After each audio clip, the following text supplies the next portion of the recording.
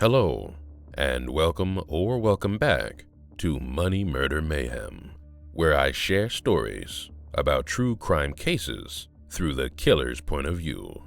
Today, we're going to explore the case of Alix Tichelman, who was arrested on July 4th, 2014 for second-degree murder, drug charges, and destruction of evidence related to the death of Forrest Hayes.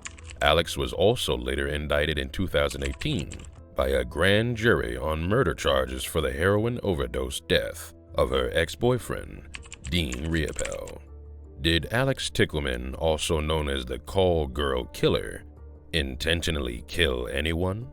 Or were the deaths of Google executive Forrest Hayes and Alix's ex-boyfriend, Dean Riepel, simply accidental overdoses? Maybe their deaths can be explained as a risk that any person who uses drugs accepts as they roll the dice of fate.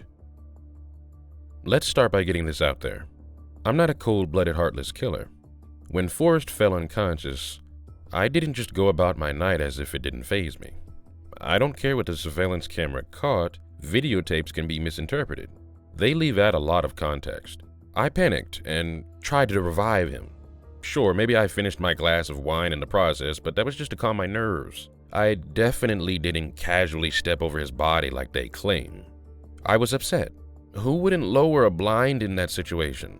I wanted to hide. I needed to think, and bright lights weren't helping me do that. I wish I would have called 911 that night. Maybe if I had. I'm getting ahead of myself. To understand the story, we have to go back and start at the beginning. I grew up in Georgia, raised by my father, Bart Tichelman, and my mother, Leslie Ann Tichelman. My father's job as the CEO of Synapse Sense, a firm that manages data centers worldwide, and his moderate poker success afforded me and my younger sister, Monica, a comfortable life. Of course, I was rebellious, which I don't think is too uncommon for young women who grew up the way I did. I pretended like I was edgier than I truly was, posting things on Facebook like, "It's really nice to talk to someone without killing sprees and murdering people in cold blood." And they love it too. No judgment. Yay! Maybe I got a little too much into true crime and discussing mass murder. It was just for fun though. Modeling and makeup are my real passions. That's why I moved to Sacramento, California, to pursue my dreams of becoming a makeup artist and model. Things didn't quite go as planned, though. When do they ever? By the time I met Forrest Hayes, I was 26 years old and working as an escort using the website Seeking Arrangement to connect with sugar daddies and clients. The first time I met up with Forrest, he paid me $3,000 to get lunch with him. Despite what the police say, nothing sexual ever happened between us. Forrest wasn't interested in that type of arrangement. He just wanted to party. I was doing drugs back then, so it was easy for me to bring him the fun he was looking for. The next time we met, Forrest paid me to see him at Santa Cruz Harbor to have some fun on his yacht, the Escape. He was adamant about doing drugs that night, so I brought what he asked for. If I had known that he had already taken Valium and was drinking hours before I got there, I would have refused to give him anything. Any drugs at all. He seemed sober enough to me though, so I didn't think much about it.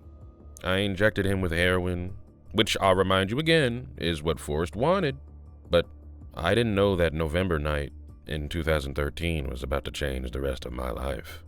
Forrest didn't react to the heroin injection in the way I thought he would. He quickly started having complications and even fell unconscious. I didn't know what to do. I'd never experienced anything like it before. Of course, I thought about calling 911, but Forrest had a wife and 5 children. Plus, his high-paying job didn't fit with his drug use and the fact that he hired a prostitute. I didn't want to break up his family or ruin his life. The services I provided were only supposed to be harmless, one-night flings. I was crying and panicking when I realized Forrest was unconscious. I tried to revive him, but I was so out of it. I had injected myself with Valium before I injected Forrest.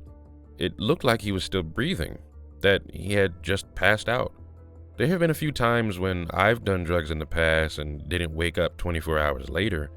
It was probably wishful thinking on my part, but I convinced myself that Forrest was going through something like that. So after deciding that he'd be fine, I finished my glass of wine, picked up the needles, pulled down the blinds, and left the yacht. On my drive back home to Northern California, I couldn't stop thinking about Forrest and agonizing over if I should have called 911 or if I had made the right choice by letting him sleep it off.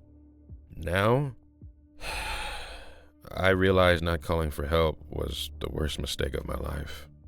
8 months later, I had mostly forgotten about Forrest. I assumed that he had sobered up and went back home to his family the next day. Still, I had a bad feeling while on my way from Sacramento to a Seascape Beach Resort in Aptos to meet up with a new client who had reached out on the Seeking Arrangement website. He texted me hourly, making sure that I was still coming. This bad feeling only intensified when I met up with the client. I hugged him in the way I always greet my clients, but he didn't hug me back. Still, I felt his bulletproof vest under his shirt and knew right away that I was going to be arrested. What I didn't expect was all those officers to swarm the room like they did. I didn't understand why so many guys would show up just to arrest me for prostitution. I had drugs in my purse, but I wasn't too worried about it. I could post bail and get myself out of this mess. Things took a turn for the worse, though, once I was brought into the interrogation room. I just got the sense that something weird was going on. After questioning me about unrelated things, the police officer showed me a surveillance video from the yacht. I'll never forget that moment of my life. My heart was pounding as I watched the video. It was one of the worst moments of my life. I mean, they were playing some type of sick and twisted game with me that ended with them telling me that I had injected Forrest with a lethal dose of heroin. The father of 5 was dead. It was absolutely devastating. After they arrested me, they tried to make me look like this cold-blooded killer who had murdered Forrest on purpose. I never understood that because what reason would I even have to want to murder him? He was a good-paying client who had never done anything bad to me. It was simply an accident. One thing I'm grateful for is the fact that my family never turned on me. They attended my hearings and stuck by my side the whole time. Thankfully, the district attorney's office recognized that I didn't intentionally murder Forrest. I pled guilty to involuntary manslaughter, prostitution, possessing drugs, and destroying evidence, and was sentenced to 5 years in prison. I served 3 years in the Santa Cruz County Jail where, with the support of my family, I worked hard to better myself. Drugs flowed freely through the jail, and I struggled to stay away from them. During my last few months as an inmate, though, I found the determination to get sober. I stayed away from drugs throughout the rest of my time there. U.S. Immigration and Custom Enforcement agents deported me back to Canada the moment I was released from jail, something I was thankful for. The Santa Cruz police hated me.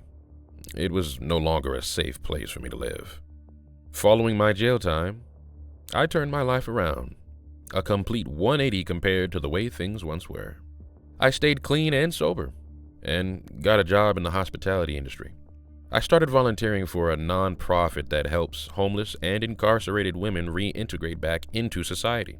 While volunteering, I studied to become a social worker with the hopes of specializing in the areas of homelessness, mental health issues, and drug addiction.